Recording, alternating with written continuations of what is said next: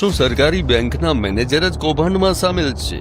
Bhavnagar SBI પીએમઈજીપી loan કૌભાંડમાં અત્યાર સુધીનો સૌથી મોટો ખુલાસો થયો છે. ભાવનગરના નીલમબાગ એસબીઆઈ શાખામાં થયેલા કરોડોના લોન કૌભાંડ મામલે પોલીસે મોટી કાર્યવાહી કરી છે. આ કેસમાં હવે સીધા જ ચીફ મેનેજર સંતોષ કુમારની અટકાયત કરાઈ છે. નોંધનીય છે કે ગત 31 માર્ચે પીએમઈજીપી યોજના હેઠળ કરોડોની છેતરપિંડી મામલે નીલમબાગ પોલીસ સ્ટેશનમાં ફરિયાદ નોંધાઈ હતી. તપાસ દરમિયાન ચોંકાવનારી વિગતો સામે આવી અને આખરે ચીફ મેનેજરનું નામ ખુલતા પોલીસે તેમની ધરપકડ કરી છે. ચોંકાવનારી વાત એ છે કે જ્યારે કેમેરા સામે આવ્યા ત્યારે સાહેબ મોઢું છુપાવીને ભાગતા નજરે પડ્યા હતા.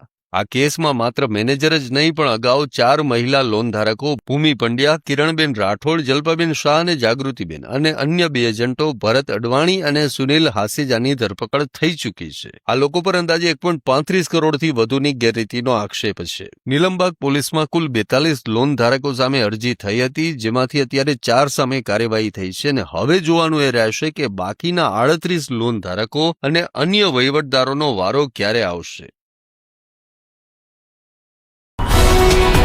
ગુજરાતભરના તાજા સમાચાર મેળવવા માટે અમારી ગુજરાત નેશનલ ટીવી ન્યૂઝને સબસ્ક્રાઇબ કરો, બેલ આઇકોન પર ક્લિક કરો.